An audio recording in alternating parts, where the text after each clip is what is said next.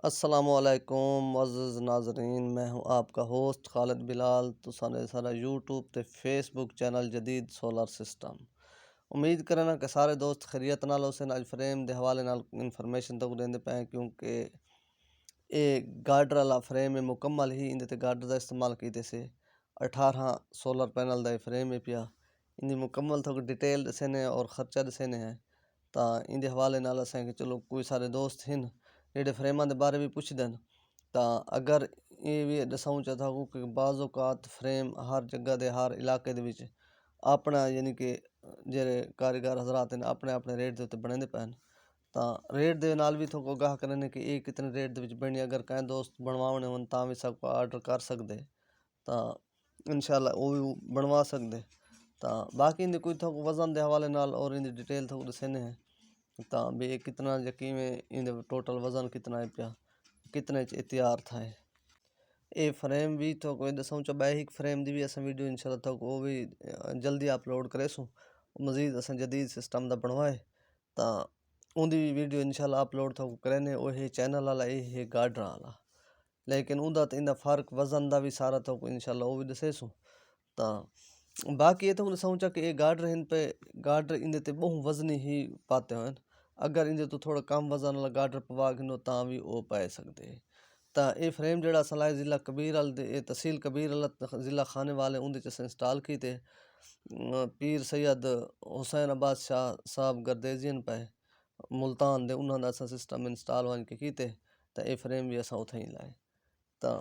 ये भी थोड़ा समझ आ कि ये गार्डर वाला फ्रेम है पे जितना भी इवें समझिए थिया पे इंदे ते प्लेटां दे सुराख जेड़े भी सारे नवे ही लाने पौंदे क्योंकि पुराने प्लेटां वाले सुराख इन्हां ते नहीं मिलते। सारे नवे सुराख ले सो तो फिट करे सो तो ये भी इंदा तकरीबन जेड़ा हुण वजन तो पैप दे पे जेड़ा सेंटर वाला पैप लगा खड़े ये एक पैप 8 दा है ते बिया 7 दा है पिया ते जेड़ा सेंटर दे विच पाइप लगा खड़े वो 6 इंच दा ये पिया 6 इंच दा पाइप है पिया तकरीबन 2 सूत्र मोटा है पिया। तो बाकी ये गार्डर दे पे इन्हां दे उत्ते वाले गार्डर थोड़े कम वजन ही चन जेरे लंबे गार्डर खड़े ये ज़्यादा वजन ही चन तो इनका तकरीबन जेड़ा टोटल वजन वन था इन फ्रेम दा 15 मन ते 35 किलो। अजा असां को हाँ टॉप लिंक भी कोई नहीं लवाई तो इन नाल यानी कि यो पिया टॉप लिंक नाल बिया मजीद जिंदा वजन वध वनिया तो खर्चा भी वध वनिया ते इंदी जे यो था तकरीबन किलो के हिसाब से मुकदा पे 358 रुपए किलो ये फ्रेम यानी कि बने तो वजन ही वन बने 15 मन 35 किलो तो सेंदे पैसे ते टोटल इंदी जी पेमेंट है पई वो बनी वे 2,27,000। हाँ ये फ्रेम तुसा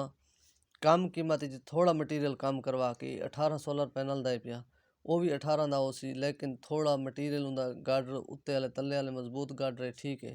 जेड़ा पाइप एन पाइप जेरे ज़्यादा मोट लगन कोई थोड़ा पतला करा सकते वे तो ये इहो यानी कि 18 प्लेट वाला वो भी मजबूत हो सी ये तो बहु मजबूत है इनका तो कोई हलाने वाली गाल कोई नहीं। बड़ी मुश्किल नाल असें गार्डर या सारा सिस्टम जरा इंस्टॉल फिट कीते बड़ी टाइम लगे तो वो भी यानी कि बेहतरीन मजबूत है इंदे कोई यानी कि ढील कोई नहीं कहें गार्डर दे विच बिल्कुल ही प्लेट सीधी और बराबर खड़ी है थी तो वो भी तुस करा सकते वे तकरीबन उनका वजन 14 मन के करीब आवे सी तो 2 लाख के करीब यानी कि फिट थी वैसी 2 लाख तो तले भी फिट थी सकते लेकिन करावना नहीं चाहिए पिछे मजीद ज़्यादा होला थी वेंदे। तो बाकी इंदे तो इलावा वाला ये भी तो दसूँ चा कि जेड़ा फ्रेम है पिया इंदा जी फुडिशन है पई ये सरिया इन पर तकरीबन असा जेड़े लवेने हैं ये तकरीबन 5 फुट सरिया लंबा होंदे वाला उनके तकरीबन भी 6 बोरियां सीमेंट जैसे इतना असा टारगेट रखे ने 6 बाई 6 का खड्डा मरा के उनके असा जरा सेटअप फिट करने इतना यानी कि तले ताल होंदा मजबूत करने हैं। तो बाकी है पिया दूजा फ्रेम दे थोक दसूँ चा कुछ इन्फॉर्मेशन जो ट्राली वाले जेड़े फ्रेम बनते पैन अगर कोई दोस्त सारा बनवाना चाहे किताब वाला तो वो भी 370 रुपए किलो के हिसाब से बन वैसी तो उनका भी वाला इंशाल्लाह तफसीली वीडियो बने सूँ उनका वाला थोको अपडेट करे सूँ कि भी उनका वजन टोटल कितना आंदा इतना प्लेटां दा सारा तो वो भी 370 रुपए किलो के हिसाब से बनवा सकते। अगर दराजा वाला कोई बंदा कोई दोस्त बनवाना चाहे तो वो भी 360 रुपए किलो तक बनवा सकते क्योंकि होंदी हर इलाके की अपनी रूटीन है पई सारे लइए दे विच जेड़ी पोजीशन है वो फ्रेमां दे हवाले नाल ये खड़ी है थई ਤਾਂ ਬਾਕੀ ਹਿੰਨ ਪਏ ਉਹ ਦੂਜਾ ਅਗਰ ਚੈਨਲ ਵਾਲਾ ਜਿਹੜਾ ਇਹ ਗਾਰਡਨ ਵਾਲਾ ਫਰੇਮ ਅਗਰ ਚੈਨਲ ਵਾਲਾ ਬਣਵਾਓ ਤਾਂ ਉਹਦੇ ਨਾਲ ਵੀ ਮਜ਼ਬੂਤੀ ਥੋੜਾ कम थी वेंदी वज़न भी कम थी वेंदे।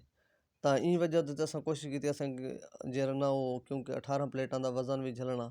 ਤੇ ਉਹਦੀ ਮਜ਼ਬੂਤੀ ਵੀ ਹੋਣਾ ਜ਼ਰੂਰੀ ਹੈ ਤਾਂ ਅਸਾਂ ਚੈਨਲ ਦਾ ਇਸਤੇਮਾਲ ਨਹੀਂ ਕੀਤਾ। ਅਗਰ ਚੈਨਲ ਹੋਵੇ ਤਾਂ ਸੈਂਟਰ ਦੇ ਵਿੱਚ ਜਿਹੜੀਆਂ ਪਲੇਟਾਂ ਲੱਗੀਆਂ ਖੜੀਆਂ ਨੇ ਇਹ ਥੱਲੇ ਯਾਨੀ ਕਿ ਡਿੰਗੀਆਂ ਥੀ ਖੜੀਆਂ 18 ਪਲੇਟਾਂ ਤਾਂ ਇਹ ਵਜ੍ਹਾ ਤੋਂ ਤੇ ਗਾਰਡਰ ਨਾਲ ਤਾਂ ਬਿਲਕੁਲ ਜਿੱਥੇ ਹੀ ਲੈਸੋ ਉੱਥੇ ਬਿਲਕੁਲ ਟਾਈਟ थी के खड़दी है प्लेट।